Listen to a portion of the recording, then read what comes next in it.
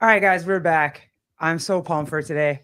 This has been like Josh Seiter. I said it right. Did I say it right? You I hope. did, yeah. Yeah. Okay. She was Yeah, nervous. I She's was. been practicing to make It's sure like she says it correctly. it's like apple cider, so yeah. Okay. There you go. It's a good way to remember it. No, dude, I've been following you. You came into my algorithm like 6 months ago, probably, and I didn't even follow you. Just every time I would scroll through the algorithm, your posts would be in the algorithm, and God, what a good troll. Like, what an amazing troll. It's like one of the greatest trolls of all time, or the greatest presidential troll of all time, or the greatest year to do this This troll troll. of all time. It was just it was so good. And we found you during a time where, right, we were just starting to laugh at stuff again. Yeah. It was a very long time where we couldn't laugh at anything because you were just going to be transphobic, homophobic. And to find your posts and find your reels and not be able to figure out whether you were for real or not, I couldn't. I didn't figure it out till you actually said, "Hey, this is a troll." Mm-hmm. Well, Was someone made a really good comment under one of my posts I saw today, and they said it's so hard to know if this guy is real or not because the left has been telling us for years that this is what a woman is. Mm-hmm. And so I think when you degrade women and you boil women's identity down to an outfit and a costume, it makes it possible for them to be mocked, and it makes it possible for people like me to throw on lipstick and a dress and say, I'm a woman. And then millions of people are confused. So I really think that the left bears a lot of responsibility for someone like me existing and Dylan Mulvaney and Lily Tino and others. And without them kind of what's the word? Without them kind of cutting down what it means to be a woman, people like me wouldn't be around. And so I think it's unfortunate and it's sad. And I can't take credit for me kind of popping up during the election. I think that was total happenstance and chance. I just kind of thought up this idea 6 months ago, and it just happened to kind of coincide with the election. But I think it was all kind of perfect timing. you wanted to ask him, babe? Go ahead. Where did this come from? What was the first initial thought that you were going to do this, and not only just do this, but you were going to invest and actually like dive into the deep end and do this? Well, I think like lots of people, and even you guys have mentioned this, I was getting really sick of the trans stuff. Had kind of hit a crescendo in the last year where it was getting so out of control where literally anyone could self-identify as a woman. And we were being told that they then had total access to female reserved spaces. And so I kept seeing this over and over. And then I was watching YouTube Kids or Disney Plus, and some little ad came on. And this was for like 4 to 8 year olds. And it was a fish telling the other fish that he wasn't male or female. He felt that they were non-binary. And I just thought, my nieces and nephew watch YouTube Kids and Disney Plus. And if they saw this commercial or watched this show being targeted at them, I would be absolutely furious. And so I thought, I need to do something about this. So I called up my buddy and I said, hey, I want to take on the trans movement because what they're doing is egregious. And he said, if you do, they're just going to call you a transphobe and a bigot, and they're going to shut down the conversation and you'll be SOL. There's nothing you can do. And I said, well, what if I became one of them, infiltrated them from the inside out, and exposed how ridiculous it is from the inside by being one of them? And like a mole, I kind of destroy the whole cabal from the inside out. And he goes, you know what? That's actually kind of smart. So that's how we came up with it. Okay, now I want to dig into all of this. This is amazing. This is so amazing. Okay, so my friend and I, when I found your post, my friend and I went on a deep dive into your Instagram, and there was really nothing. It just, when we scrolled all the way down to the bottom of the Instagram, there's no dude pictures of you. There was no, did you scrub your Instagram? So I didn't. There actually are guy pictures up until a post I made saying that I was really struggling with my gender identity and I couldn't Yes. take the mental torment anymore, and I had to be honest. I'm a woman. And so I did leave up all of the pictures because I felt like that statement would kind of explain to people, hey, I was a man, but now, like the left says, I can magically become a woman because I'm having a identity crisis. And so I didn't totally scrub my Instagram, but what I did is I planted little stories over the months of me being pansexual, me being bisexual, me dating a drag queen, and I did all of these things specifically with the intention of doing a troll. I just knew I kind of had to lay the groundwork for it to be believable, so I planted all of these little stories along the way. That's crazy because Genius. we tried so hard to figure out if it was satire or not, and we would watch we would watch your reels, and then it'd be like, this is satire, like this is absolutely satire. But And then you would put up another reel and we're like, it's not. wait, is this actually satire? Does he believe this? Yeah. And well, first of all, do you have any trans friends of your own? So I actually have a trans family member, and that's something I think I've mentioned it in one other interview. And I have a lot of gay family members as well. And so, yes, I know trans people. And when I was a dancer, I was a male exotic dancer when I went on The Bachelorette. And so that's all, out there in the universe. And so we'd have shows and there would be drag queens at the shows. At some of them, like we'd perform and then sometimes the drag queens would perform. So being in the dancing world, I was not foreign to, drag queens and stuff like that. And then, I have family members and friends who are LGBTQIA. And so, I've been around it. But ironically, most of my LGB friends and family members feel the same way I do about the teas, and feel like the teas have kind of hijacked a noble movement that was about equality, about not boiling people down to their identity, about just being seen as humans. And now that has been hijacked by a group of people who don't just want to be seen as humans. They want to be seen as superheroes that can change their gender at will. And they don't really like it because it's detracting from their movement. And so I think there's kind of this big push for the LGBs to kind of be cut away from the Ts. And, I always say maybe the Ts can join the minor attracted persons and they can join their own T maps or whatever they want to become. So I think I hate that. Dude, it's like, leave the kids alone. It's really what it comes down to. If you're an adult and you want to choose to make adult rational decisions or irrational decisions, whatever you want to call it, fine. But very much like you, I didn't really recognize that there was a problem until the obsession and focus, or hyper focus, I guess I would say, went towards the kids, and this need to we have to teach these kids and we have to show them this and they have to see this and they have to be a part of this. And the sexualization of our children, where it's like, when I came out, I was an adult and drag queens was an adult entertainment. It was for adults, but it was like, once I started really seeing that there was this obsession with children, I started to be like, okay, something is wrong. Something is really wrong going on here. And a lot of people ask me, why don't I ever see drag queens reading at retirement homes or reading to adults? Why is it always little kids? And why is it only trans women that are doing it? And we never see trans men trying to do this. And of course, the short answer is, well, it's a sexual fetish and it's a perversion. And there's men that are attracted to children that make up a large portion of this group.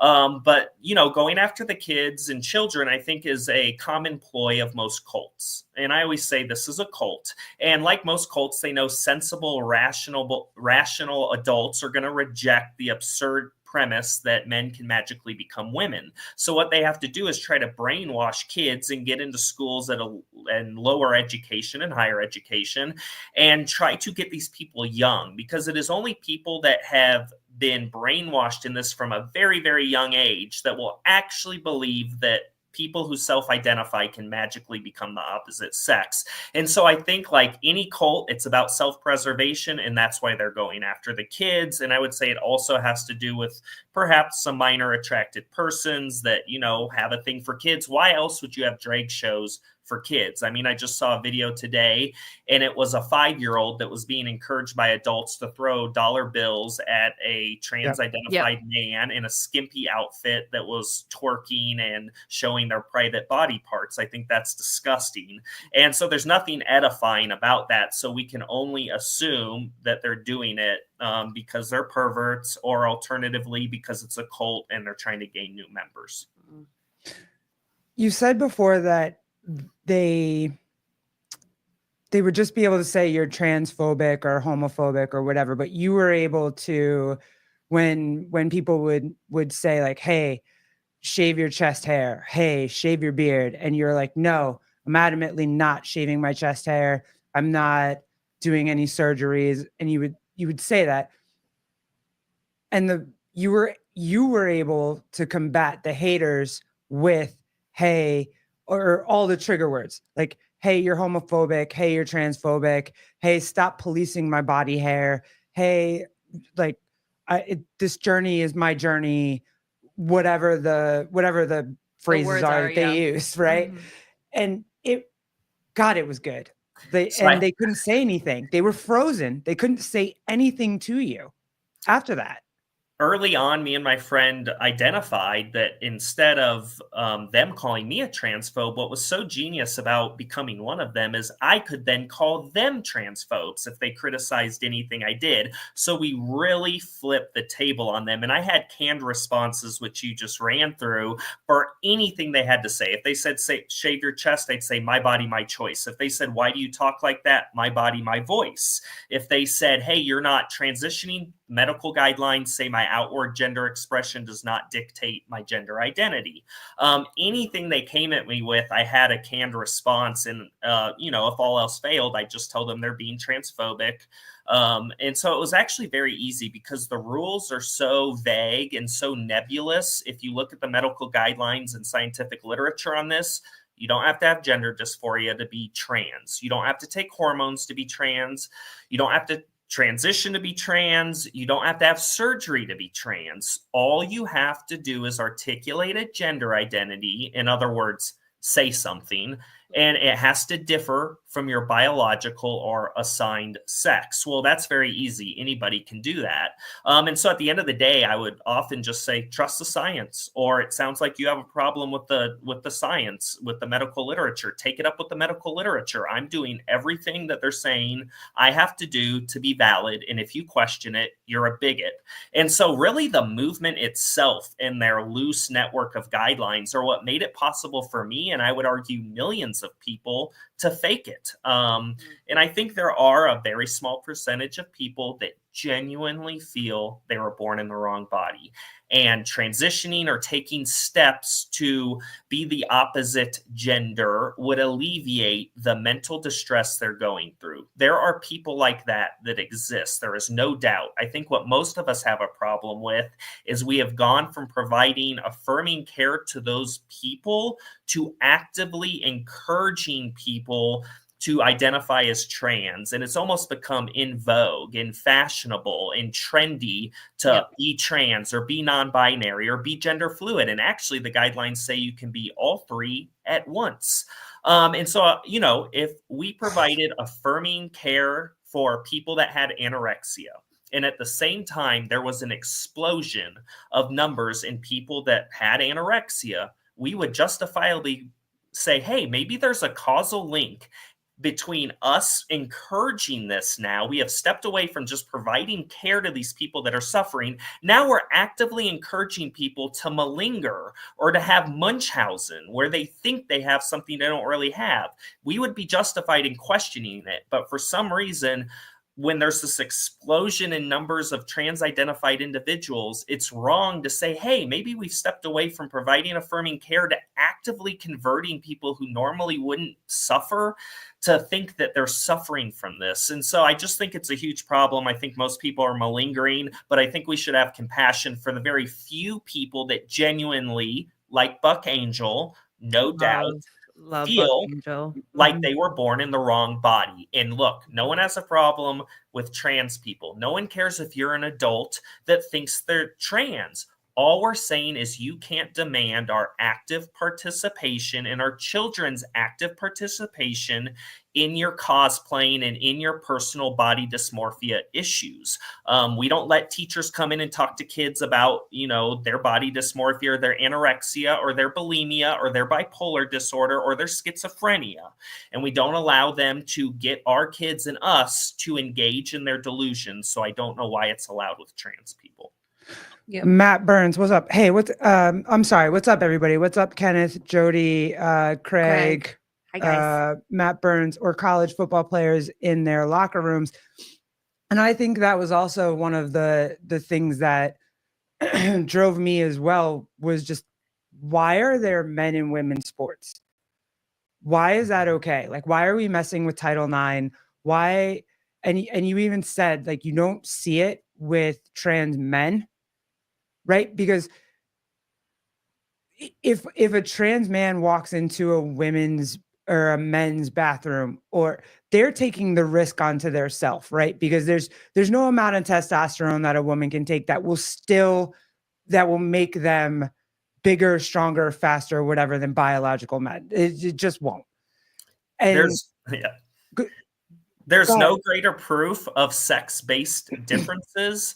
There's no greater proof that there are a difference between the two sex and that they're sex-based realities than the fact that you don't see trans men going into men's sports. You only see trans women going into women's sports. That, to me, is the greatest manifestation and the greatest proof that there are sex-based differences, because men know they can dominate at women's sports and biological women know they can't dominate at men's sports. So there seems to be a lot of confusion that there really is no difference between the two sexes and we can move seamlessly between the two. Well, just look who's joining whose sports, and that'll tell you right away who has a competitive advantage and who doesn't. And the fact of the matter is, biological men have a competitive advantage due to muscle structure, skeletal structure, endocrine system, everything over women. And that's why we can't allow, sadly, biological men to compete in women's sports. I'm sorry if you're a trans woman and you feel passionately about sports, but due to these sex-based realities and differences, you're just going to have to play with the sex that you were born. And anything else just isn't fair. I think the only alternative is a trans league, but I don't think there's enough people for that. So anyways, you made a great point about the fact that you don't see it going the other way. And that's proof that there is a difference between the two sexes. Well, you make a point too, because obviously going through puberty as a woman and going through puberty as men completely change and put us into our brackets. I am a woman. I went through puberty as a woman. You are a man. You went through it as a man. We are not the same. We will never be the same. So that is starting to be part of the argument as to why society needs to start transitioning children before puberty and start these puberty blockers and whatever.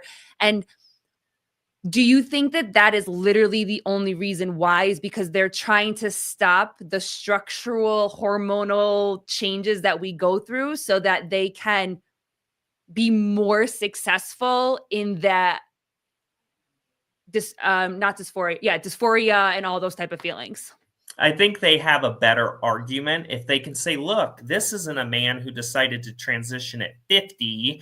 It's actually a little kid that started a boy who started transitioning at 5. And for all intents and purposes, he is a woman because he never went through puberty, had puberty blockers, or took hormones, whatever. So yes, it would strengthen their argument. And I think most rational people would say in response, there is no justification for child mutilation, and you're using kids as pawns. Their hypothalamus and consequential thinking doesn't fully develop until they're 25. We know that. And for you to, kids can't smoke, they can't join the military, they can't drive, they can't do many things until they're either 18 or 21. Mm-hmm. Why in the world would we allow a 8-year-old to hack off their body parts or take hormones?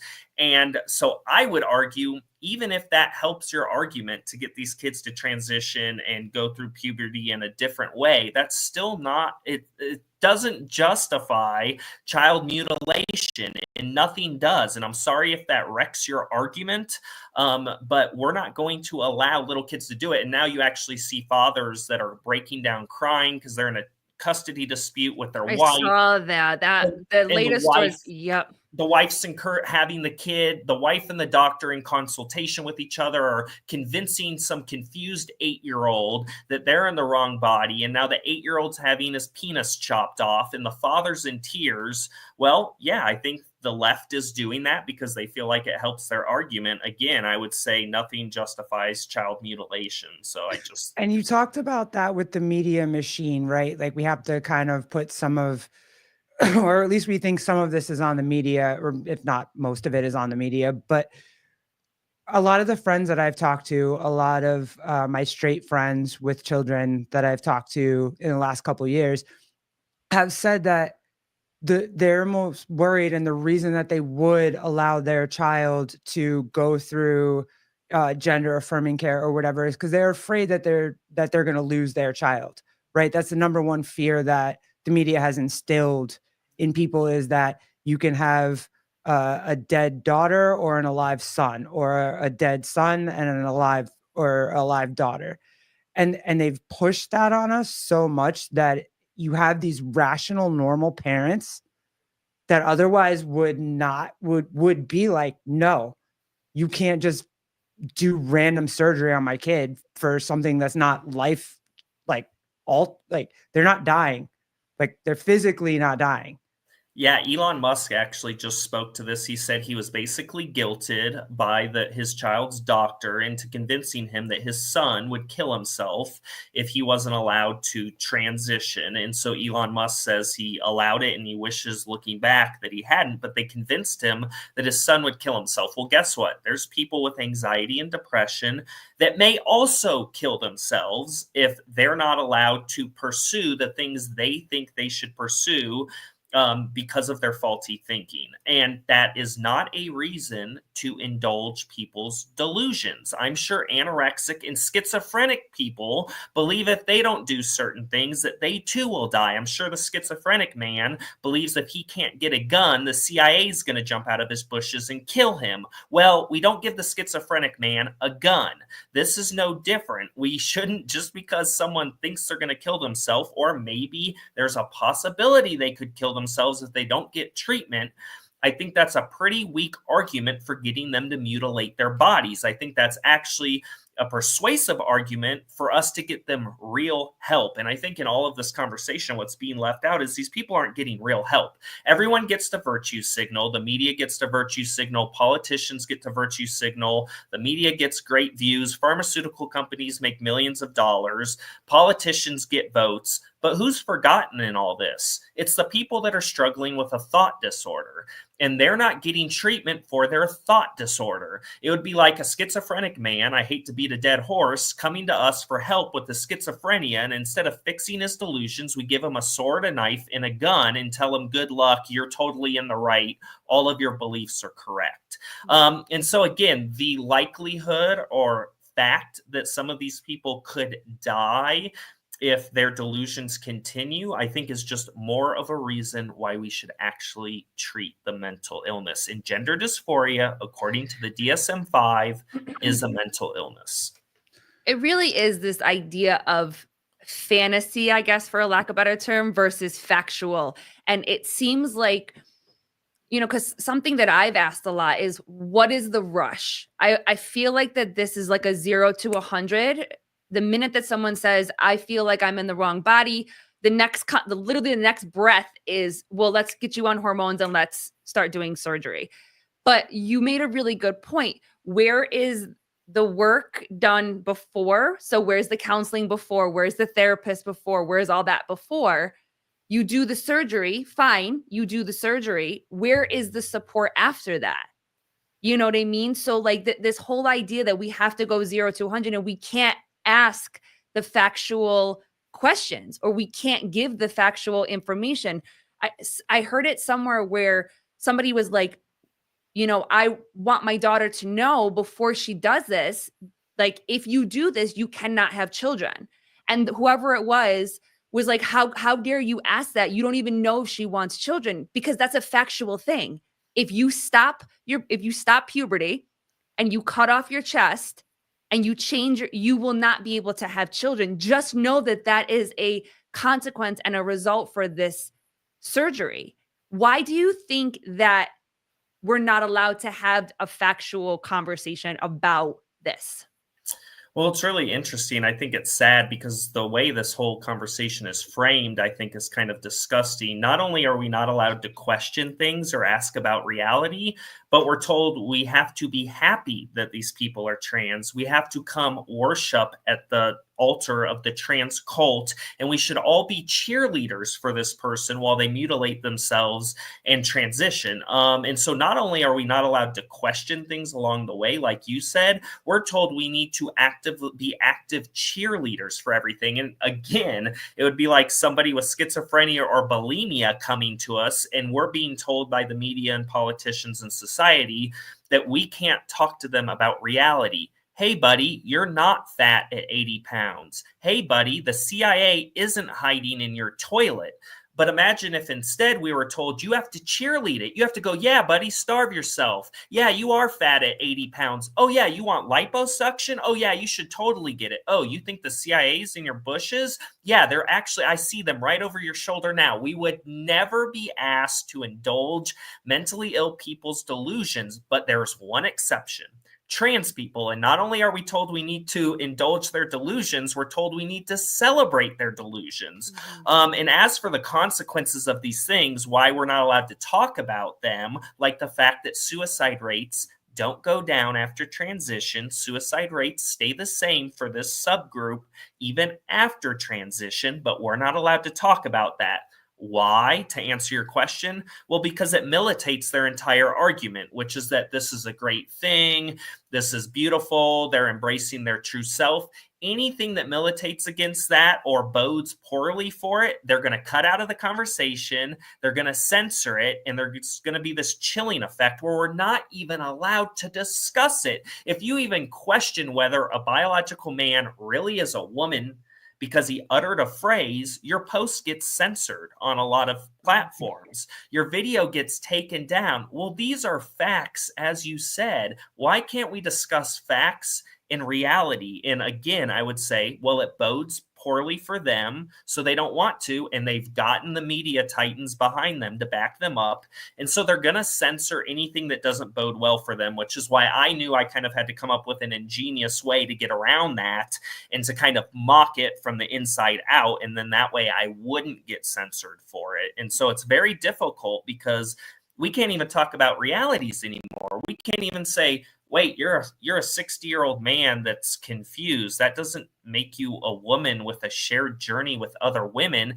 That makes you a confused man that's 60 years old that has gender dysphoria or a mental illness or however you want to call it. And so it is sad that we can't deal in facts. And when we do deal in facts, we're called bigots and we're censored. It really is Orwellian. It reminds me of George Orwell's 1984, which I say all the time, where up is down is up. They've now invented a new language called double speak, where every word has the opposite meaning. Now women are men are women, and everything's meaningless now. And I think that's the whole motivation for the left, why they want to do it, because it just allows them to, as long as they can virtue signal, they'll get more votes and they'll stay in power, and that's all they care about. Matt Burns, I see you, bro. I'm going to get there. But I just wanted to say this because when I told you kind of offline, and I think maybe when you were on Savon's podcast, he kind of told you too, that you kind of got something really thought-provoking for me. And one of the things that was really thought-provoking for me was the choice, right? If you allow a kid to chop off whatever and take whatever hormones, you're removing choice from them. The choice to be able to have kids, the choice to be able to breastfeed their kids, the choice to be able to decide that, hey, this wasn't for me, let me go back and be what I was before. The choice to make mistakes, like you remove all of that, which was the big thing in the election this year, which was, choice, abortion, whatever. and you're not allowing people the choice, but having rules on that choice. So like if trans kids, okay, fine. If you're a kid and you want to wear a dress and you want to play with makeup and experiment, whatever, that's fine. But hey, maybe chopping something off is too far, and maybe taking pills and puberty blockers is too far. It's very interesting, isn't that the left, which, as you pointed out, loves to talk about choice and agency, is actively taking away choice and agency from little kids and is actively taking away choice and agency from women who don't want men in their sports, in their bathrooms, and in their reserved spaces. So I find it very hypocritical, like most things that the woke mob does, that they love preaching about the fact that they're all about autonomy, they're all about women, they're all about choice, but at the same time, they're stripping those things away from kids and women in favor of men, in favor of male hegemony, and in favor of a system of patriarchy where men get to tell women what a woman is. Think about that. That's crazy, dude. We're at a point where men get to lecture women about what a woman is, in all of the media, and all of the woke mob applauds while a man mansplains to a woman what a woman is. We have reached peak idiocracy, peak stupidity, and I think you made a brilliant point with that. Don't talk to us about agency and about the abortion issue and about how you're all about choice when you're stripping that choice away from women and little children by having them make life-altering decisions at a young age. I think you made a really good point with that too, is that it's choice when it benefits the narrative that they want to continue to share. And like you said, certain narratives, certain words, certain phrases, like they hit the narrative hard, and it's the triggering words. It's all of those things that get us to feel things or get us to rile behind things, And so when you take that choice that no longer is the narrative that they are continuously or trying to continue to push, then that's when they come back with you're anti this, you're phobic this, you hate this, you're less than this, you're not this. And it's like, wait a second, hold on a second. I'm just trying to say my choice is just as important as your choice. For a group of people that love choice, they sure don't like diversity of opinion and diversity of choice when it comes to debate and open dialogue and discussion. For people that seem to pride themselves on differences, they don't like differences of opinion. And so I think you make a great point. As long as it serves the orthodoxy and the public in the official narrative, then they're fine with people having a choice. But the second you deviate from it and express that choice in a difference of opinion, they're very quick to silence it. And so you find that they're not that tolerant. They don't really like diversity. They don't really like choice, and they don't like autonomy. And if you need any proof of it, just look how quick they are to censor anything that goes against their official narrative. And so I think they actually are a group of closed-minded people. And that's why I've gone from being a liberal in my 20s when I was in college to being a libertarian, because I think the way the left has moved, especially in concert with the trans movement, is anathema to free speech, open dialogue, democracy, and freedom in general. And the second you disagree with them, they're going to silence you. And sometimes I'm like, am I living in North Korea? I try to Google something or post something, and it's immediately taken down because they don't like what it says. And it's very scary. And I think that's the direction the left has been moving in for a long time. And I think that this recent election was kind of a referendum on people saying, you know what, we want a free country where we're allowed to have freedom of speech. And so we're going to reject what you guys are pushing. And we want people to be able to say and do what they want. Or at least the ability to discuss it. Right? Yeah, to discuss it. Just discuss it. You know what I mean? I think you did a great job. And, I sent Sev on that text, but at the same time, just kind of rolling through all your comments again and the people in the comments, you kind of separated the trans community. Half of them were like, no, you're just mocking us. Like, stop mocking us. And the other half were like, no, queen, let me just give you some advice. Like maybe do your makeup like this, maybe do your beard like this, maybe do your dress like this. And what? You guys don't even agree on your own shit.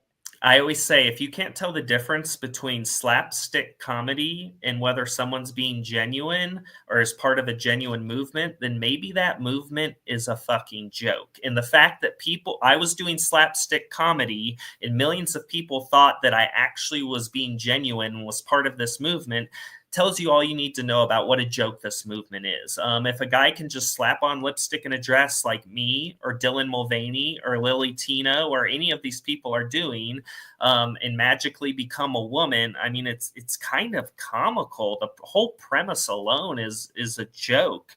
And so I think it's interesting that half of trans people were saying, you'd be a real woman if you just shaved, or you'd be a woman if you just, take a razor to your chest, or you'd be a real woman if you did your makeup better, or if you wore better clothes. Well, I intentionally did my makeup bad and wore horrible, ugly clothes because I was trying to force them into a corner where they were going to say, well, if you just wear better clothes or do better makeup, then you'd be a woman. And then I could They say, did. what a ridiculous thing you're suggesting, that if a man just does his makeup better, that's when he magically becomes a woman. And I really wanted to back them into a corner and show how stupid their whole argument was. But the fact that, half of them were praising me just shows kind of how stupid the whole movement is. Do you think that anybody in the comments realized that they were almost contradicting what the movement that they're trying to push forward, like that they were contradicting themselves? I think when I would call them bigots or say, you're being a transphobe, you're not respecting my journey. All journeys look different. All journeys are valid. I noticed a lot of them when it would get that deep in the argument, they would delete their original comment. So that tells me that, yes, a lot of them did realize, wait, I am now engaging in the bigoted behavior that I used to criticize people for. I guess I'm not allowed to criticize Josh because my movement tells me if I criticize him, I'm being a bigot. And so I think a lot of people kind of had that eureka moment where they realized, wait, I think this whole thing's kind of stupid because this guy's clearly being disingenuous, but I'm not allowed to criticize it. And so I think it was kind of effective in that way, just using their own logic and their own arguments against them. Why do you think that we are all so taken aback by certain words? So like if you're trying to have a rational conversation with somebody about this topic, for instance, and they call you transphobic or they call you a bigot, why do you think that some of us just freeze up and then actually like feel like we're backed into a corner or we did something wrong when we're just trying to have a conversation? I think it's Pavlovian conditioning or classical conditioning, where if you slap a dog enough times when he does something, it's, conditioned to understand that it shouldn't do that thing anymore. When you punish enough people for doing or saying something and you make them lose their livelihoods and their jobs and you alienate them from their peer group, they start self-policing or self-regulating what they do because they've been conditioned to understand that there's going to be consequences. So the second we see the word bigot, phobic, racist, anything, we have now been sufficiently conditioned over the last 20 years because of the left to understand that the end of our livelihood and peer group might be near, and we instantly shut down. So I just think it's a conditioned response. Me, on the other hand, I don't care, and I will turn it around and call them the closed-minded bigot, the closed-minded transphobe for not respecting my journey. And so I was one of the people, I think, that was fearless enough to kind of pull this off because their typical shaming procedures were not going to work on me. And I think that's why a lot of them found it difficult to debate me. It took us a long time we had been talking about how we don't agree with this for a while, but we were just starting to come out. Well, yeah, you I've faster been than I. talking. You Yeah, I've been faster than talking me. about it Yep. for a while and just how I don't agree with this and figuring out that, hey, my rainbow party isn't so inclusive anymore because I don't agree with like half of what they say or 75% of what they say. And I got kicked out real quick. And it was because I haven't experienced the gay experience enough, which is like, what? But because I'm married and I look like a dude, we don't get so much shit in the streets because we look like a heterosexual couple. I'm like, I can't go into my own bathroom. What are you talking about? But they're like, nope, sorry, you can't, whatever. My dad's black. I'm not black enough. You know what I mean? Like I'm just not enough of anything that I actually am to be a part of this fun little community that they have going on. But they say that they'll have your back and they'll be there for you. Yeah. Well, one of the things, and I think it's sad, what you're noting is the kind of cannibalistic nature of this movement, which is it's so progressive that it ends up eating its own and it ends up displacing its own. So we have you two who are members of the, founding movement of LGBs, and now the T's have joined a movement they don't really belong to and they don't really represent the core values of, and they are then displacing the LGBs who formed this group in the first place. And that is the cannibalistic nature of this movement. It's so progressive that they're eating their own, and I think that's very unfortunate what happened to you, and I think that's happening to everyone in the LGB community that speaks out against the T's, the Q's, the I's, whatever, the pluses, is they're being alienated from their own group. And I just think that's so unfortunate and so pathetic, that because you're voicing not only a valid opinion, but an accurate and correct opinion about these people. And not only you guys, but women. Women are being displaced from their own feminist movement and being called TERFs, trans exclusionary radical feminists. That's crazy. All they are feminists who recognize sex-based differences and realities. And for that reason, they're being kicked out of their own movement by men. And again, I say it's a very cannibalistic and unfortunate thing that we have these men coming into the LGB movement and the feminist movement and displacing those people from their own movements. It's really unfortunate. And winning. And winning.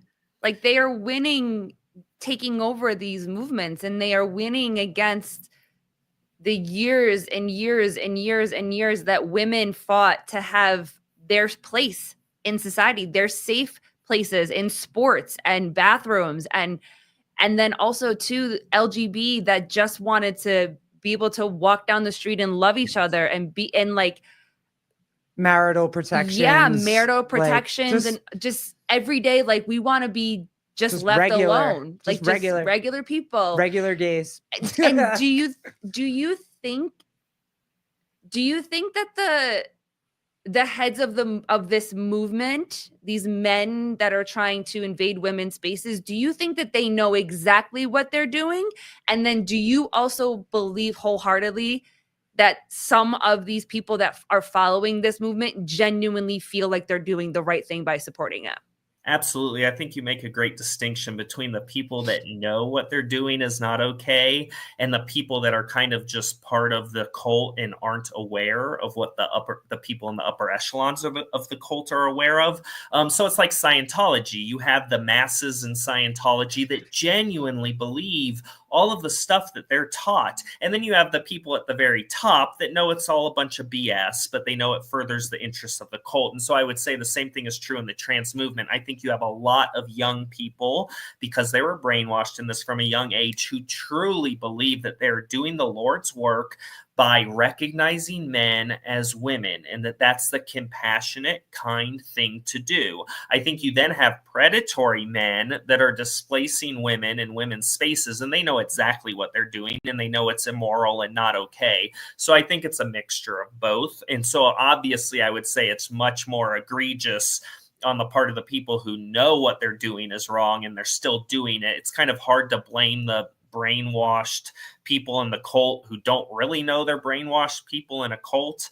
But the irony of the fact that we have, men getting women feminists labeled a slur, and they're succeeding at it and displacing them in the feminist movement is peak stupidity. And I just can't believe that people and liberal feminists are allowing it to happen. Liberal feminists are saying, no, these men are women. Well, and it's, turfs are turfs and they're bigots, and I just think it's disgusting.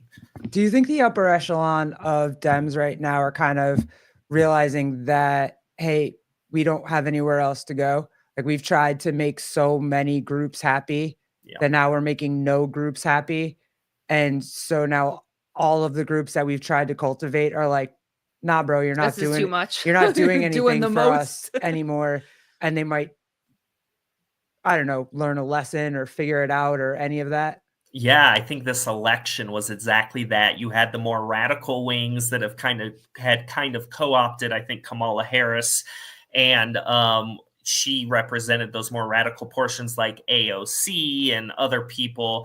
And then you had the more moderate wings, I think, of the Democratic Party that kind of saw the writing on the wall and said, shoot, we don't really want these people to be part of our movement, but if we don't pander to them, they're not going to vote for us. We're not going to have those voting blocks, and we may not secure enough votes. So let's just sell ourselves to the devil and just align ourselves with these people. And I think this election was a very sobering moment where the larger parts of the Democratic Party said, you know what, maybe aligning ourselves with these radical movements, it wasn't the best choice because it still didn't win us the election. It delegitimized us, and all the polls are saying unequivocally that the reason the Dems lost was because of the trans issue, because most of America doesn't like the fact that Kamala Harris brags about providing taxpayer funds to pay for a man's gender transition surgery in a woman's prison. Most adults don't think that's a good idea. And I think the Democrats are having a sobering moment right now post-election where they're going, maybe we shouldn't align ourselves with these super radical people. It's not doing us. Hey, dude, I don't even think that they realized that it was like a table issue. You know what I mean? I don't even think that they thought that the Title IX issue, the men, the transing of kids, the hey, don't talk to the parents about what's happening to kids in In school. schools. I don't even think that they thought it was a table issue. No, I they think didn't. No. So now I'm like, hey, do you know it now? Because this was absolutely a table issue. Well, It mattered. Go ahead. Yeah, you make a great point. I saw on CNN exactly that. There's a round table right after the election. It was like a couple days afterwards. And he goes, I'm thinking that we didn't give enough thought to the fact that a lot of people don't like the idea of men saying they're women. And all the comments were saying, you're figuring that out now after the election? How are you not aware that most adults don't think that grown men can self-identify as women? We were all talking about it. All of us were talking about it, right? But the left is in such a confined, circumscribed echo chamber at all times that they're very used to in higher education, on tech platforms, in the mainstream media. They're always in this kind of sorry, I got to plug in. They're always in this echo chamber. So how could they know that these were issues when they only surround themselves with people that agree with what they're saying? So I think maybe now they will allow other voices in so that they can have a better idea and a better finger on the pulse of what all of America is thinking. And I think they're realizing that being in an echo chamber isn't always beneficial. I'm just going to plug my laptop. Yeah. Well, I didn't Yo, dude, thank God, because I'm so Trump's ad. Yeah. Harris is for they, them. Yeah, that. And the fact that it was Charlemagne in there. Charlemagne, yeah. That messed people up. Yeah. No. That messed people up. Yeah. Because people were like, oh, Charlemagne doesn't even agree with and he agrees sex changes for inmates. Yeah. And he agrees. 1 sec, sorry. Yeah, no worries. Dude, you're no good. worries. Yeah, because he agrees with all of of the left and all of that. Yeah, Matt Burns, they do believe they have the moral high ground, and a lot of people decided, hey, no, you don't. Like, you don't even have morals at this point. There's no morals. You want to chop shit off kids? There's no morals there. Yeah. Sorry about that. No worries. No worries. My computer almost died. So you said that you were a liberal for a very long time. Yes. So we were too. And I didn't realize, it's kind of funny because I have two separate Instagrams. I have an open Instagram that is my I am Colleen Glinton, and then I have a private one that I had in my first one. And being a liberal, I followed every single person that is a liberal. And I sometimes, like, when all of this started to happen, where I started to open my eyes a little bit and listen differently and start to hear things that I was like, okay, this doesn't sound good. I occasionally will go back and I will be in that echo chamber. And I don't think we really realize as liberals how much of an echo chamber we're actually in until you step out. Because now when I go over there, I'm like, it is the same message over and over and over again. And it is all of those trigger words. Did you kind of have that epiphany yourself too, where it was like you were in the echo chamber and then you kind of stepped outside for a second and you realized how bad the echo chamber really was? Absolutely. And what's sobering about that is you realize there's no hope for anyone in the echo chamber until they get out. And, they call it red pill moment, or when did you have that kind of red pill moment when you realize that actually the world is all there? It's kind of like Plato's allegory of the cave.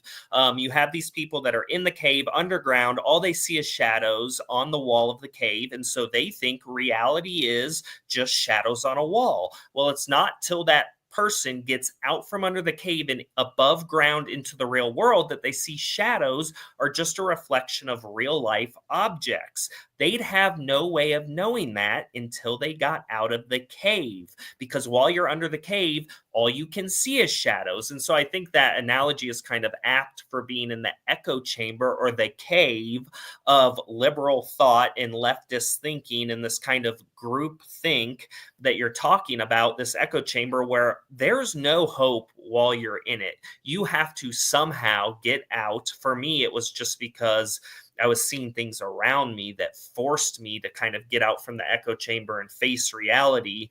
But it's scary because it's not easy to get out of that echo chamber. And I think unless you do, there's no hope for you seeing reality. Because like you said, they push the same narratives over and over, the same buzzwords.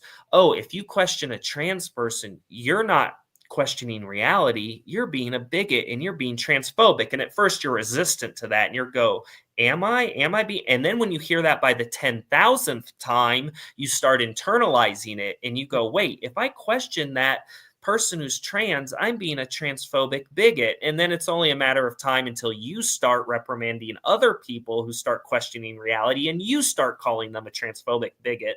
And so I think it's so important that we reach people within the echo chamber and try to reach across the aisle and have conversations with people that disagree with us, because those are the people we need to reach. Instead of just preaching to the choir, I would like to actually preach at the people that are in the cult, that are brainwashed and that are stuck in this echo chamber. It's so hard to do because I've done it with my friends. I have some friends that disagree with me that I can talk to. We're still friends and I can have conversations with. I have some that won't talk anymore. Just, hey, I'll be your friend, but we're not going to talk about this. It's so hard because they won't talk to you, or if they do, they just want to yell at you and make you believe whatever they believe, and they can't come to that moment where it's like, okay, maybe we just don't believe the same things, and that's fine. We can still talk about it and hash it out, which I think is the best thing, because the longer that you talk about it, the more likely it is for ideas to cross paths and kind of brain waves to change. But they can't. I think It's so hard. It's very reminiscent again of people in a cult, whether it's Scientology or any of the cults that you see on Netflix. These people are incapable of having conversations with people outside of the cult that have not been brainwashed in the ideology of the cult. And that's from the top down. That's the people at the top of the trans movement telling people, hey, look, cut off family members that don't agree with you. Yeah. Don't That's have bonkers to me. That's Yeah, like don't insane to me. cut off family members. Don't talk to bigots. Don't entertain transphobes. Don't listen to hate speech. And so when you hear that over and over from the top brass of your movement, you're going to do it and you're not going to talk to people. Well, the top brass is only saying that because they don't want their brainwashed cult member to hear the truth. The brainwashed cult member thinks, Well, no, they just genuinely don't want me hearing transphobic hate speech from a bigot. And so, again, it comes down to, like you pointed out earlier, people in the cult who know what they're doing is wrong, and people in the cult who are just victims of the cult. And I think a lot of these people are victims of the cult, and they just won't engage anyone with a difference of opinion because they've been told to fear those people. So we know you have to go in a couple minutes, and I don't want to keep you too long. Actually, I can stay as long as you want. Yeah. Oh, Aw, thanks, bro. thanks. Well, one of the main things that is, I guess you could say, a fear for me is coming out of the bubble. You start to see things differently, but there is also a fear, especially with this huge wave that Trump had. It's the fear that the pendulum is going to completely swing to the other way. And one of those things is an unnatural fear that I'm going to lose my right to be married to my wife. We've been married for almost 13 years, and there is just that fear. Do you feel like that we are in a place where, one, it will completely swing to the other side, or two, it needs to swing all the way to the other side to find the middle ground eventually again? Yeah, I personally, and a lot of people won't agree with me, hope it doesn't swing to the other side. I'm not a huge fan of Trump. I think he can be a demagogue. I think he's an ideologue. I don't agree with a lot of what he's done. I just think that we're stuck between this impossible choice of restrictions on free speech and going the direction the left wanted us to go, and fighting and resisting that by casting a vote for Trump. And so I hope it doesn't swing in the other direction, because I have a lot of family members and friends who are LGB, and Trump has put people in on the Supreme Court who have expressed some opinions that seem to suggest that they might make rulings that are not good when it comes to LGB issues or even interracial marriage issues. And so I think that's a real fear. And I hope that we can kind of find a middle ground. I'm a libertarian. I don't like people on the radical left, and I don't like people on the radical right. I didn't like it in the 90s when the right was nothing but a bunch of moral police. You had the religious right and the Christian right that was constantly policing people's morals, and the left was up in arms about it. They hated it. Well, now the left are the moral police. They police how we speak, what words we use, what we're allowed to think, and what we're allowed to say. And I think most of us are in the middle, and we go, to the right, I don't want you policing me, and to the left, I don't want you policing me. And so I hope we find a middle ground that respects the fact that we don't want anyone policing us on the left or the right. I hope it just brings the left back to a more moderate position. Like, hey, we said this, stop doing all this. Trump he won everything.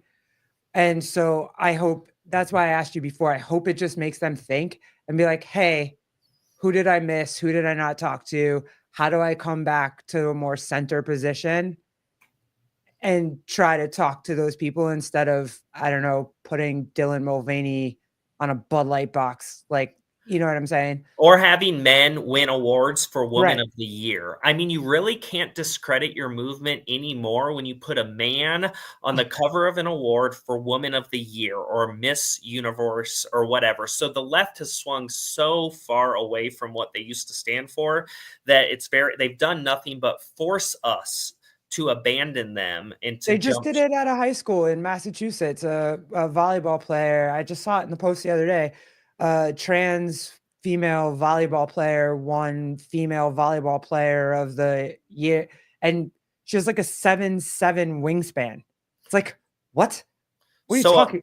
a man comes, dominates a woman's sports, erases women, and then he's lauded for it. And for Yeah. some reason, Democrats can't understand why all of us are jumping ship.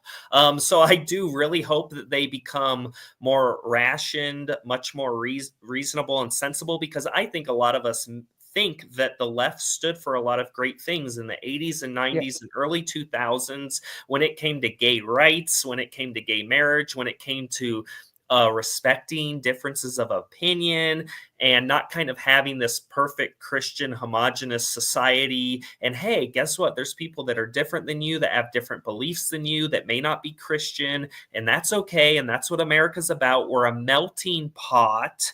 And now, instead of embracing the melting pot idea, the left seems to only want it one way or the highway. And so I hope they go back to kind of that diverse, tolerant melting pot medley of values that they used to have, but they've kind of strayed away from. And I think you're right when you say that this election might kind of open their eyes to see that they've kind of strayed from what they initially stood for. I hope so. The first, I want to let like a month or two pass and start seeing what their leaders start saying. But that first week or so, I was like, oh my God, guys, you don't even realize you think we were talking about climate change. We weren't talking about climate change, bruh.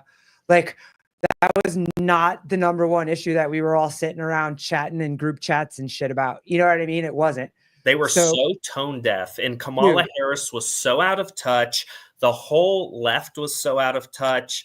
It was absolutely mind-numbing how just out of the loop they were about what issues mattered, what people cared about. You know, the fact that most people don't like the idea that 12 million people are illegally coming into the country, and that they're, it's a zero-sum game. If an illegal comes here, then someone who's legally trying to immigrate, it hurts them and it militates against them. Most of us respect the rule of law. Most of us care about it. Most of us don't want 12 million unvetted people pouring across an unsecured border. And I promise you, if you ask them before the election, they go, no, everyone agrees that it's okay that people can come here. It's racist and xenophobic if you don't like it. Well, I think they're starting to realize, you know what, even our base doesn't want that happening. So. Well, you have people here that are still trying to become citizens and they can't because now you got 11 million people rolling through the border and it just makes it way more difficult. And they're mad about it, which you saw when Latinos were like, nah, Trump. Like, fix this. Fix this right now. Yeah. Even black people, it's a zero-sum game. Again, there's African-American communities in inner cities and urban communities that are not able to draw on resources that they once were because those resources are being diverted to the migrant crisis in these cities. And I live in Chicago. I see it firsthand. I see them everywhere. And it's basically, it's really hurting the African-American community when they let these people come in and they divert resources to them. So when African-Americans and Latinos are saying, we've had enough of this shit, we're voting for Trump, even then the left is still claiming that Trump's racist, that everyone who voted for him is racist, but it just how did you feel about that when we're misogynistic? When they all doubled down? Everybody's misogynistic. Because every talk show doubled down on the fact that, oh no, there was nothing wrong with the campaign that Kamala ran. It's just more than half the country is racist and misogynistic and 70-something million people. It's like, what? Yeah, no. Women are misogynistic. Latinos hate Latinos, and black people hate black people. Is what they have to convince. So when they double down, which I think is such a great way to describe it, they double down on their failure. To me, I just saw it as denial. So I think they're in utter denial. It's much easier to say the whole country's racist instead of having self-reflection, some introspection, and saying maybe our morals and values aren't what they once were. It's much easier to do the former and just castigate the whole country and write it off as a bunch of racist ignoramuses, which is what CNN does every day. On the View every day, they're saying, The View. I can't believe how racist and misogynistic America is. But if you actually look who voted for Trump, you realize right away, no, that's not the case. They just don't like your platform and they rejected it. And I think the left is having a hard time dealing with it. I think this embodies cognitive dissonance and their inability to square their belief system with reality and facts. And we know the left isn't very good about dealing in reality and dealing in facts, and they love living in a fantasy world and science fiction. So it shouldn't come as a surprise that they're continuing to delude themselves and continuing to live in this science fiction world. Hey, how did you feel when what's her name, Sunny Holston, found out that her background or whatever, she comes from like white European Spain slaveholders or whatever, and she's not just Puerto Rican? Did you see that? I cannot stand Sunny Hostin, and I saw that, and I saw the stupid look on her face when she found out that actually her family are a bunch of racists. If you really want to play that game, and so I just think it shows how stupid she is. She also was forced a week and a half ago to issue an apology because she claimed that somebody did something. It was, she called someone racist or bigoted, and she had to actually issue an on-air apology for legal purposes because they were about to be sued for defamation. I think Sunny and the rest of the people on The View, again, are intellectually lazy. It's intellectually lazy to just say, I'm not going to discuss this with you. You're a stupid racist bigot. Well, how about we actually talk about the issues and have an open discussion about them?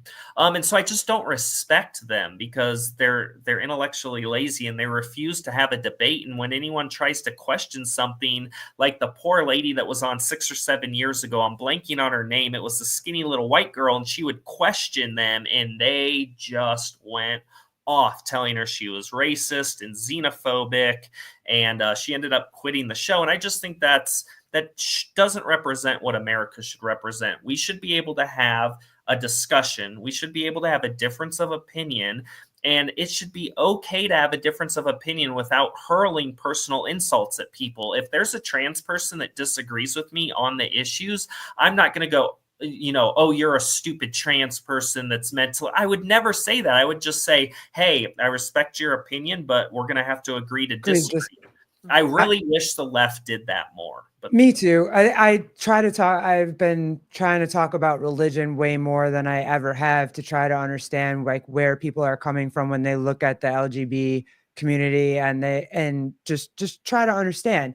And I've had people that are really willing to have conversations, and it's been very cool. And I wish that they would just, hey, it's fun to understand, or it at least helps you grow as a person, to understand what other people think who grew up in a different way, in a different, you know what I mean? Different generation, different anything.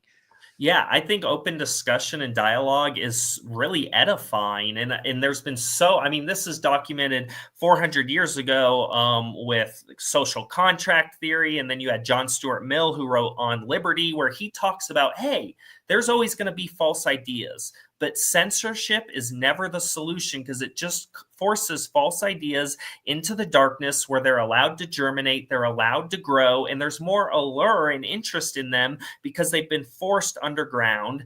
Instead of forcing false ideas underground, bring them to the forefront and talk about them and disprove them. Have a debate where you show how dumb those false beliefs are. But the worst thing you can do is ban what you deem to be bad ideas or bad beliefs or bad speech. And it's unfortunate that instead of respecting that, the woke mob has kind of gone the other way and has said anything we don't agree with, we're going to label it this thing and we're going to sweep it under the rug and you're never allowed to mention it. Well, even if you think those ideas are odious to you, why don't you debate them? If you think that men can really become women, why don't you debate the person that's saying, no, I don't agree with that. I don't think men can become women. Why aren't you excited to debate that person? And John Stuart Mill said, anyone who wants to censor speech, you should immediately be suspicious of them because people that have the truth on their side want to talk about the issue, and people who don't have the truth on their side don't want to talk about the issue. And the people I see that never want to talk about the issues is the left, and so I automatically am going to assume they don't have the truth on their side. And that's something that we hear. Oh, there you go. Thank you, Kelly. Elizabeth Hasselbeck. Yeah, I remember. Yes. She was married to the football. Yes. Yeah. Gotcha. Bernie said that she has been forced to read 3 legal notices in the last 2 weeks. So good. Get her. That's something that you hear a lot. And I've heard it in some conversations with my friends that are very left, is when you bring up concerns, the first thing they say is, well, it's not really happening. Everybody's lying to you. And I always sit back and think about it that, okay, fine. If you really believe that teachers are not going and transitioning children behind their parents' backs, you might believe that, fine. But what you're showing me and what I'm hearing is that it's absolutely possible to be done. I also hear stories about detransitions, because again, if you're going to listen to one side, you need to listen and learn to the other side. But they always say that like the stories that are not following their narrative are not true stories, and it's not something that we should worry about. Do you believe that that just goes back again to this idea of like being in the echo chamber, believing the leaders, and just thinking that like it is like a point, you always hear it's like a 0.01% of people that are actually trans and a 0.01% of people that are actually experiencing these behind the back transitions? Yeah, so I always say the left, and especially the trans movement specifically, are so good at don't believe your lying eyes. No, you didn't see that. Josh, you didn't see a drag show with little kids. Josh, you didn't see the children's book talking about why Jimmy's dad is pregnant. Well, I did. I watched the video. So don't tell me not to believe my lying eyes. And that's kind of a common refrain they always go to. I saw someone just opined in the comments that they'll say, oh, it's just an isolated incident. Oh, that's not really happening. Mm-hmm. Well, it does, and we've seen it, and I'm offended and insulted that you're telling me not to believe my lying eyes. And so one thing I'm very grateful for is social media. And so the mainstream media and trans activists and the left in general can no longer lie to us and tell us that we're being paranoid, we're being conspiracy theorists, and these things never happened, or it's fake news. Well, no, because of the power of social media, I can sit here and call up the video and show it to you. So I'm very grateful for social media. I think social media did a great job in exposing really egregious incidences that were happening in women's sports and with the trans movement. And if it weren't for social media, then yes, the left would have been successful at telling us that didn't happen. Don't believe your lying eyes. But I think they're no longer able to do that. And I'm very grateful for that. Yeah, because it's something like we heard the story. We talked about this a while ago when it happened, that there was a family that their child was being transitioned behind their back by some teacher. And it was actually like confirmed and all of this stuff. And it's I don't remember if it was in New York, babe, or if it was close to us, Connecticut or something like that. But it was very, very close to home. So I called friends and was like, hey, I'm concerned about this. And they're like, it's not actually happening. I'm like, it's literally happening like in my backyard. So to be able to have these concerns, and what I'm realizing too, is that everything has become a political conversation. We talk about the fact that it's one of the beauties of being in this country is that we can have open dialogue, and it makes us stronger people to be able to hear other people's opinions, whether they agree with you, they don't agree with you, and all these type of things. But it makes us start to think for ourselves. And I just like, I don't know why you wouldn't want that. Why you wouldn't want to be able to have different discussions with people and try to see things from both sides, and just have a little bit of empathy for the fact that there are legit concerns that people have for their children, for their livelihood, for their homes, for their all of this type of stuff. But the minute that you say something, even the border, I don't want all these people coming into my home because I don't know where they're coming from. How could you say that? We need to help everybody. And it very much just feels like a very defensive movement more than anything. They want to say that they're leading with inclusion and support and love and all this type of things, but they are so quick to just yell at you for even saying anything. Hold on, let me she's asked me twice. Hold on one second. Let me just answer this one question for Jody, because she's asked me twice. Yeah, Jody, where I found it is that you have to look up the hospitals that have the most. There's actual hospitals. I think it's Washington. There's one in Massachusetts. There's a couple where they just do minor gender reaffirming care for minors, and you can clearly see what their data numbers are on how many minors they've either given surgery to or given hormones. There's that, and then what was it? The W path. Yeah. If you look that up, that also, there was a big thing about that, about how it shows that they don't want there to be age restrictions. It's weird. They don't want to show you the data of did it help with suicides or not, or it's crazy, but it's there. I'll pull it up for you on a show that we just do by ourselves one day.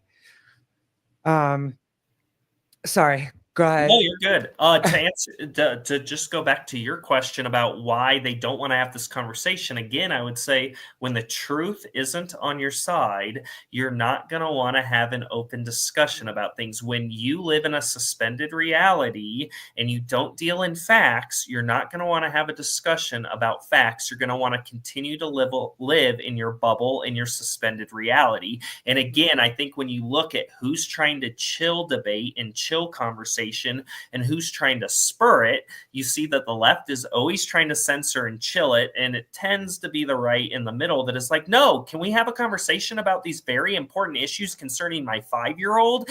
And I think that is kind of a shorthand way to know who has the truth on their side and who might be hiding something and who might be dealing in a lot of lies. And I would argue it's the left peddling a lot of lies, and that's why they're incentivized to not have open discussions. And they don't really like facts, and they don't really like statistics, and they don't really like that when you point to Planned Parenthood, WPATH, NIH, NHS, WHO, transequality.org. Yeah, all of those, every single one. NIH is there you back. go, Jody. There's your list. There's your list.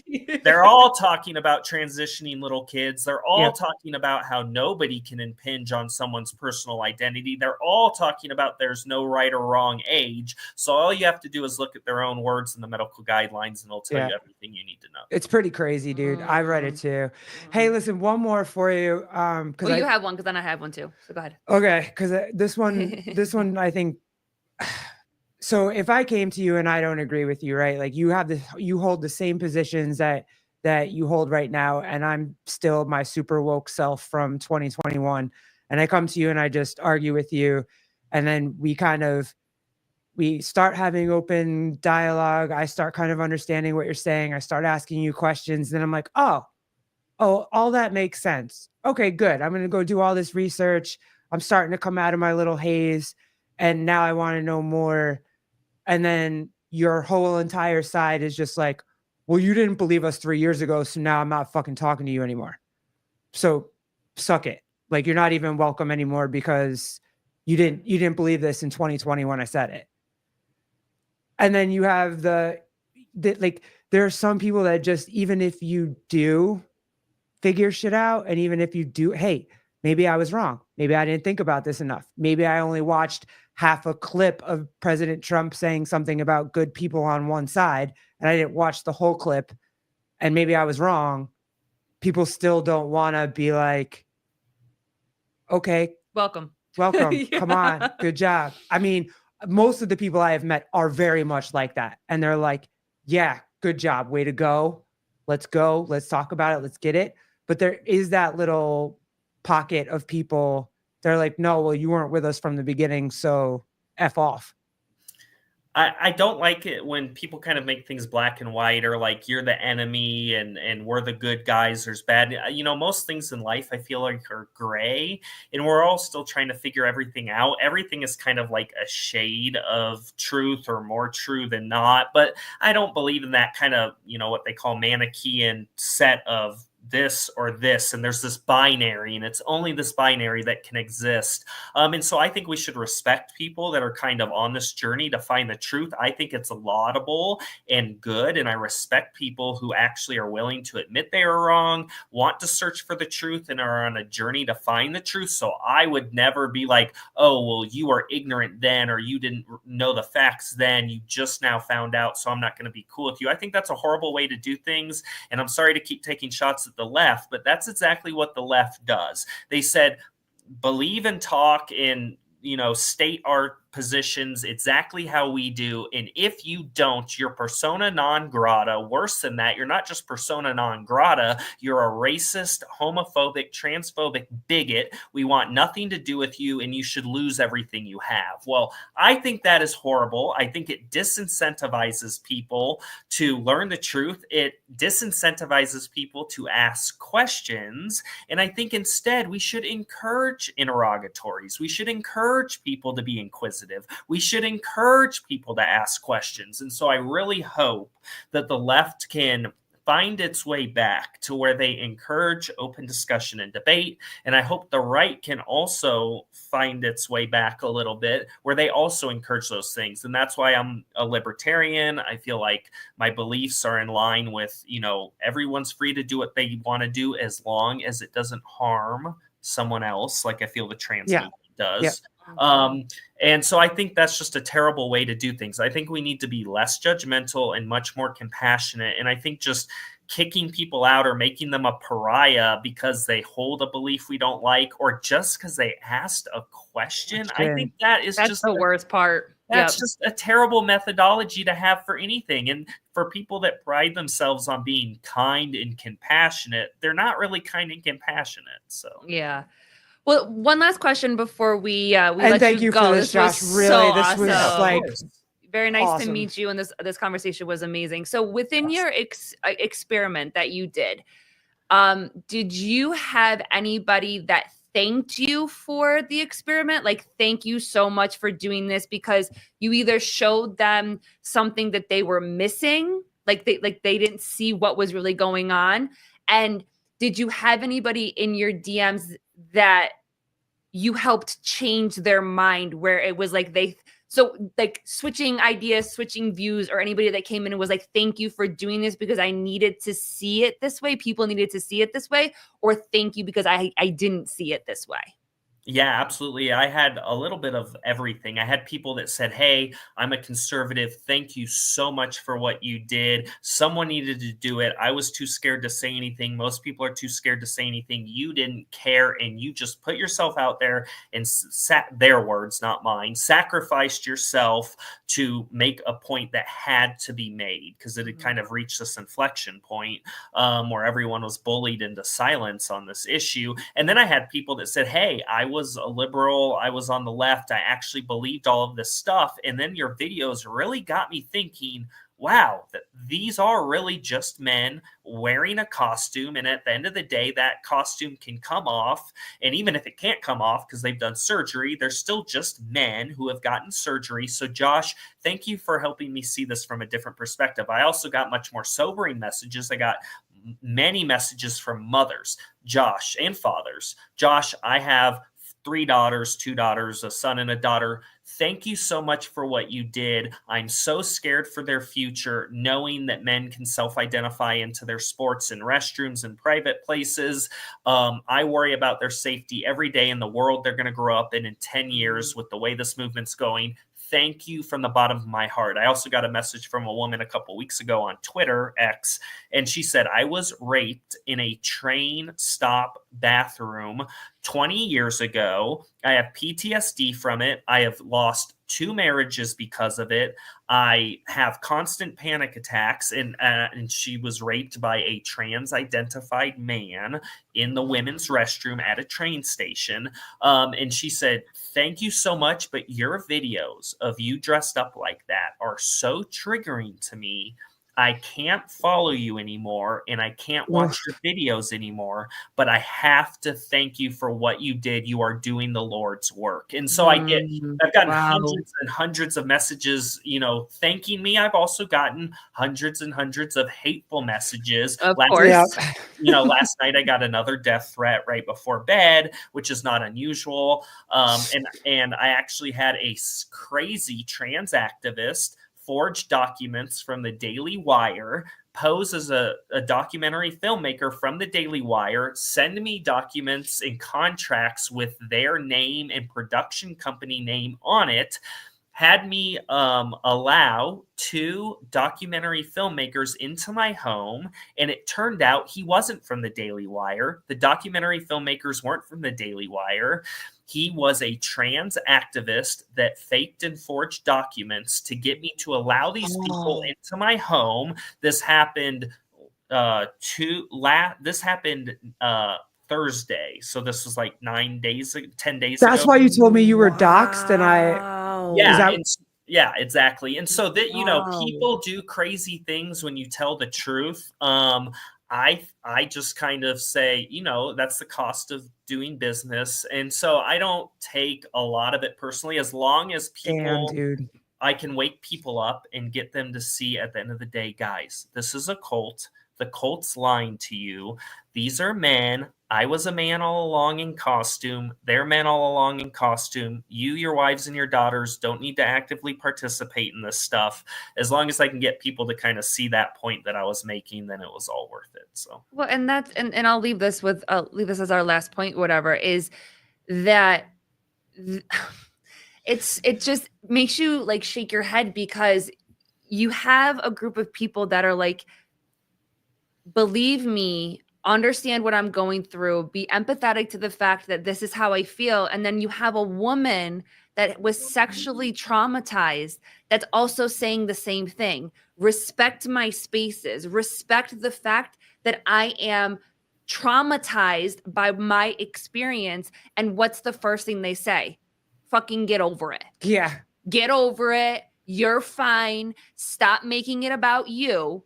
And then you have this in the same breath, the same people that are trying to be in these spaces, and women saying, please get out of our spaces. And the contradiction is constantly like this. And you just sit back and you're like, do you not hear yourself saying what you're saying? It's again, isn't it amazing? They want you to be kind and compassionate, but only to the chosen ones, only to the favored ones. They don't want you to be kind and compassionate and hear out the women who have been displaced from their sports, the women who have to get changed in front of men, the women who have to use restrooms with men, the children who have to read propaganda books. Their voices don't matter. Their choice doesn't matter. Being kind and compassionate of their viewpoints doesn't matter. They only want you to care about one group of people who makes up 0.0001% of the population, if we're being honest, and we're excluding the ones that are malingering and have Munchausen and have autogynephilia. But yes, be kind and compassionate to the man that wants to go in the women's restroom and totally disregard the woman in the woman's restroom. That's basically the nonsense they're trying to get us to buy. And I think this election was a lot of people raising their voice and going, you know what, I'm going to listen to the real women in these sports and in these reserve spaces, and I'm going to believe them over the deluded men you want me to believe. And so, yes, you make such a great point. If we're really going to be kind and compassionate and hear all sides, we need to start listening to the women. Hey, dude. On that note, thank you so much. I really did appreciate everything that you did in the last 6 months. It was so thought-provoking to me, and just being able to read the comments and everything made me understand some shit a lot more than I did beforehand. So I really do appreciate it.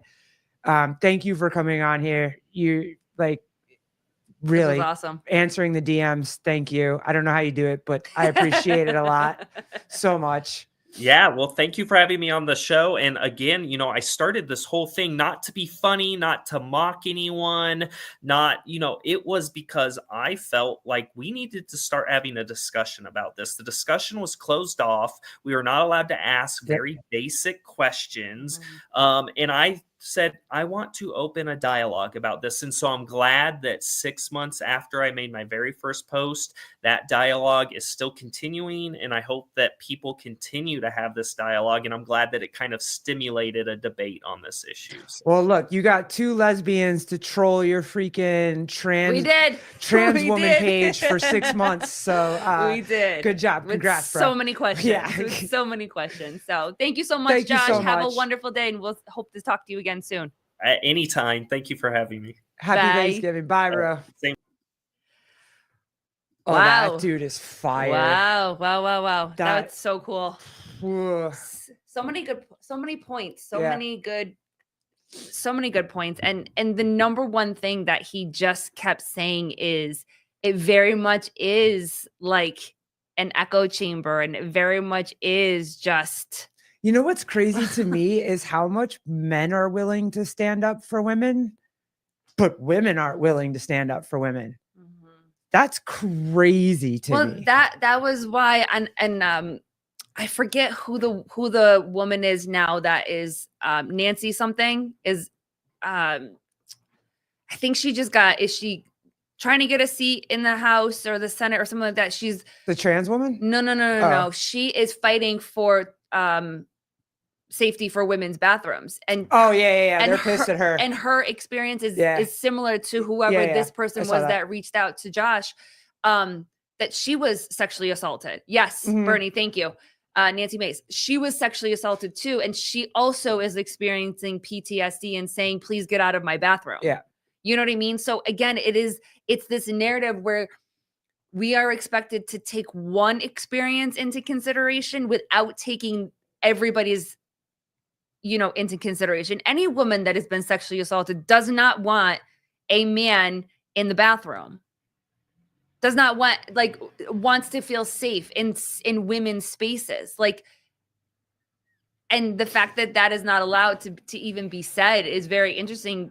The psychology of the feminist movement is weird, right? So we don't want to do what men tell us, and we like, but then men tell us that they can be women, and we're just like, okay, how does that work? I don't even I don't understand it anymore. I'm trying to figure it out, but I really just don't. But that was cool. That dude is cool. Very cool. This has been a cool freaking week. Oh, by the way, I hope everybody had a great Thanksgiving. had a great Thanksgiving and a great holiday.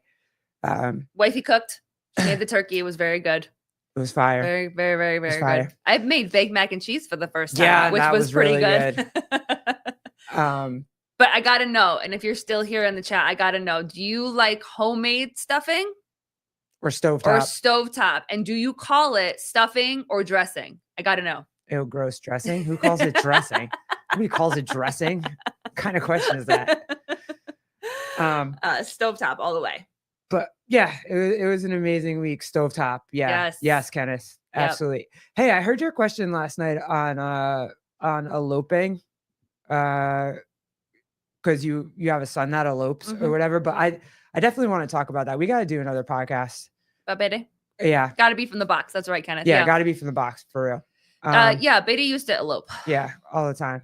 Yeah. Yeah, he was cool.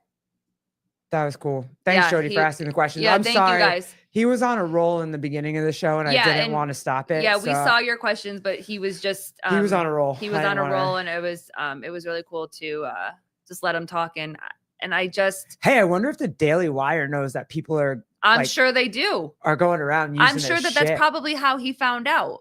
At the end of the day, I'm sure he gave me his email, and then right after that, he DM'd me and was like, "Hey, just send the link to my IG because I got doxxed." I wonder if it was something as simple as him reaching out to Ben Shapiro saying something, and he's like, "I have no idea what you're talking about." You know what I'm saying? That's like, crazy. But like when you're in a big platform like the Daily Wire, for instance, like why would you? And also, if you didn't get a direct invitation from Ben Shapiro himself. There's a couple other guys on there, but yeah, I would. Right. Like, so I'm sure it was something as simple as him just connecting back or answering back. And maybe instead of answering whoever this person was going, like, I'm sure there was something where he reached out to somebody that he actually knows is at the Daily Wire. Yeah, that's crazy. No, that was cool. Thanks, guys, for hanging out with us. Thanks. That was a cool moment for me. And I'm sure we'll talk about tomorrow. Tyler has feelings tomorrow, so tomorrow we're gonna have feelings with Tyler. He's got feelings this week. He's had a lot of feelings, so we're gonna have. And I'm really grateful for this conversation because every time I started to ask a question, like I was shaking a little bit, like so very nervous just to have. For Josh? Yeah. Oh, really? Yeah. And I think it's just a reminder that these are very uncomfortable conversations that we're having. But I also believe wholeheartedly that we need to have these conversations. And at the end of the day, you want to be an adult to do what you do. Like, that's one thing. But the conversation around kids and all that type of stuff, like, is important. And I think what Josh did, I think was a very eye opener to a lot of people. So that's why it was important for me to ask him, like, did you get any people that were like, thank you, but not just thank you, like, for showing this satire thing, but like actually thank you because you changed my mind a little bit. Yeah. Like, thank you. You actually got me to think of this from this perspective. Like, so I thought that was a really important question to ask, but yeah, dude, they're uncomfortable to have. We're about to have some uncomfortable conversations tomorrow too, because Tyler Tyler wants to have feelings. Tyler's on the screen. Tyler's on video. That's the number So- one thing I want to ask him. Like, how's it feel being on screen all the time now? Yeah. Everybody knows who you are. He wants to have some feelings. So if they didn't know who you were before, they know who you you now. are. They know who you are now. so yeah, we're gonna do that tomorrow, Mhm. same time, same bat channel.